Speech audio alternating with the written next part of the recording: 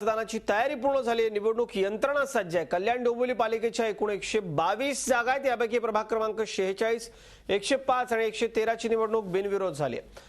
प्रभाग क्रमांक 114 आणि 119 मध्ये एकही अर्ज दाखल झालेला नाहीये। त्यामुळे आता 117 जागांकरता 750 उमेदवारांचं भवितव्य मतदार ठरवणार आहेत। दुसरीकडे कोल्हापूर महानगरपालिकेच्या एकूण 81 जागांकरता 506 उमेदवार निवडणुकीच्या रिंगणात आहेत। दोन्ही ठिकाणी कोणताही अनुचित प्रकार घडू नये याकरता पोलिसांनी कडेकोट पोलीस बंदोबस्त ठेवलाय।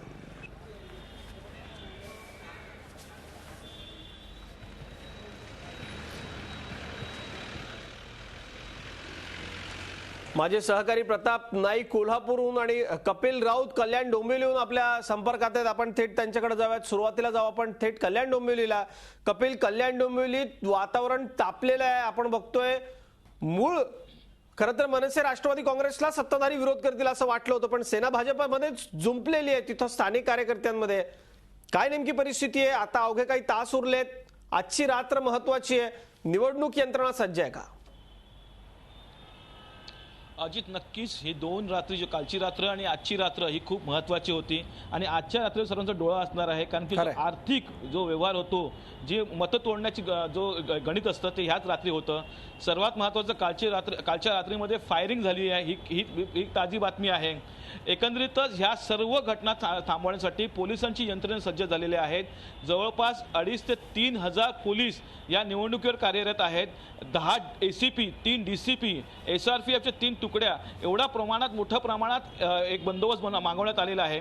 सर्वात महत्त्वाचं म्हणजे काय, प्रत्येक ठिकाणी CCTV कॅमेरे व त्याचे स्वतःचे कॅमेरे पोलिसांचे असणार आहेत, त्यामुळे अनुचित प्रकार होणार नाही याकडे लक्ष लागलेलं आहे।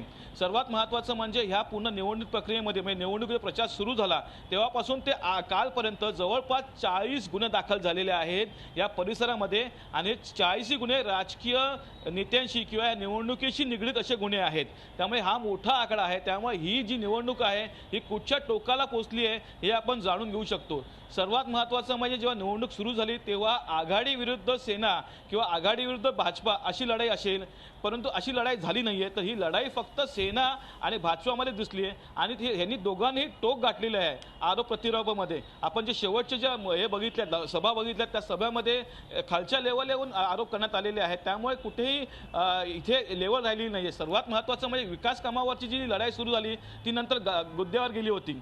एकंदरीतच ह्या सर्व प्रक्रियेमुळे ही जी निवडणूक आहे ही खूप भयानक होत चाललेली आहे। एक शांततेत होणारी निवडणूक कुठेतरी वेगळं वळण मिळत आहे एकंदरीतच। आणि आतापर्यंत बघतो का आघाडी विरुद्ध सेना किंवा आघाडी विरुद्ध भाजपा ह्याच्यामध्ये कार्यकर्त्यांमध्ये कुठे भांडणं व्हायची, परंतु आता फक्त सेना आणि भाजपा यांच्याच कार्यकर्त्यांमध्ये भांडणं होत आहेत।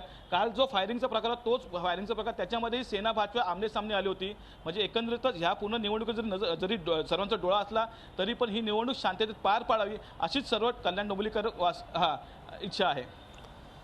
कपिल, आपण महत्त्वाच्या मुद्द्याकडे लक्ष वेधलं, ती म्हणजे मुद्द्यांची निवडणूक ही गुद्द्यांवरती गेली। विकास कामांवर चर्चा व्हायला पाहिजे होती, मात्र ती चर्चा झाली भावनिक मुद्द्यांवरती। पक्षानं आपापल्या प्रतिष्ठा मोठ्या केल्या आणि खालच्या पातळीवरती जाऊन राज्यामधले प्रमुख नेते टीका करताना दिसले। हे दुर्दैवाचं म्हणायला लागेल। प्रचार संपताना हा जो सगळा प्रकार जो आहे तो अत्यंत मन विषण्ण करणारा होता सर्वसामान्यांचं। कोल्हापूरला आपण थेट जाऊ। प्रताप, कोल्हापूरमध्ये परिस्थिती काही वेगळी नाहीये। अनेक वाद घडले, आपापसामध्ये दोन गट भिडण्याचे प्रकार घडले।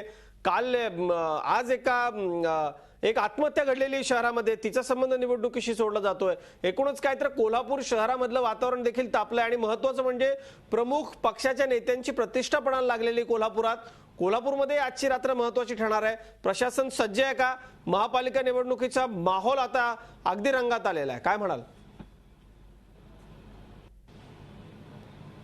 नक्कीच अजित, आपण बघतो की कोल्हापूर महानगरपालिकेकडे सुद्धा कल्याण डोंबिवली महानगरपालिका इतकंच लक्ष दिलं जाते, कारण कल्याण डोंबिवली महानगरपालिका हे सेना आणि भाजपचं अस्तित्व ठरवणार असली तरी कोल्हापूर महानगरपालिका ही राष्ट्रवादी काँग्रेस बरोबरच भाजप आणि सेनेचं अस्तित्व ठरवणारे आहे।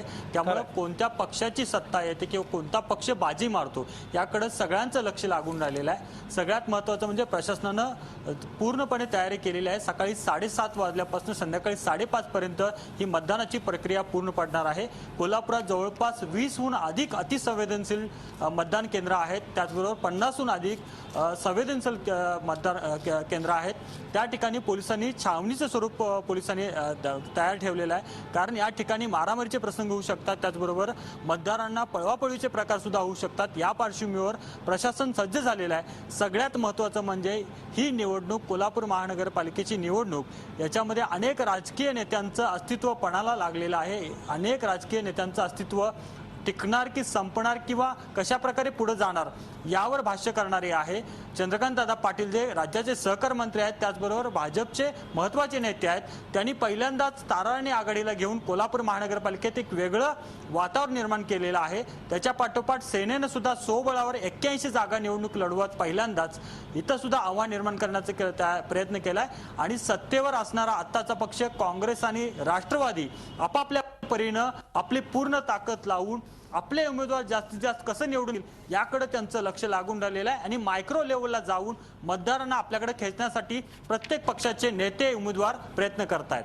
अजित, खरं या सगळ्या दोन्ही निवडणुका, त्याचबरोबर राज्यामध्ये ज्या नगरपंचायतींकरता मतदान होतोय त्या सगळ्यांकडे, ग्रामपंचायतींच्या मतदानाकडे उद्या आपलं अत्यंत बारकाईने लक्ष असणार आहे। झी24 तासनं अत्यंत बारकाईने या सगळ्या संदर्भातल्या बातम्या दिल्या आहे। इथं जे जे मतदार मतदान करणार आहेत त्या सगळ्यांना आपण आवाहन करूया की आपण निर्भयपणे कुठल्याही प्रलोभनाला, कुठल्याही आमिषाला बळी न पडता योग्य उमेदवाराला निवडून द्या आणि लोकशाहीतला आपला हा पवित्र हक्क आपण सगळ्यांनी मोठ्या प्रमाणावरती बजवा, सगळ्यांनी मोठ्या प्रमाणावर मतदानाला बाहेर पडा। धन्यवाद आपल्या दोघांचे ही महत्त्वाची माहिती दिल्याबद्दल। कल्याण डोंबिवली आणि कोल्हापूरहून थेट आपण ही माहिती घेत होतो। झी 24 तास रहा एक पाऊल पुढे।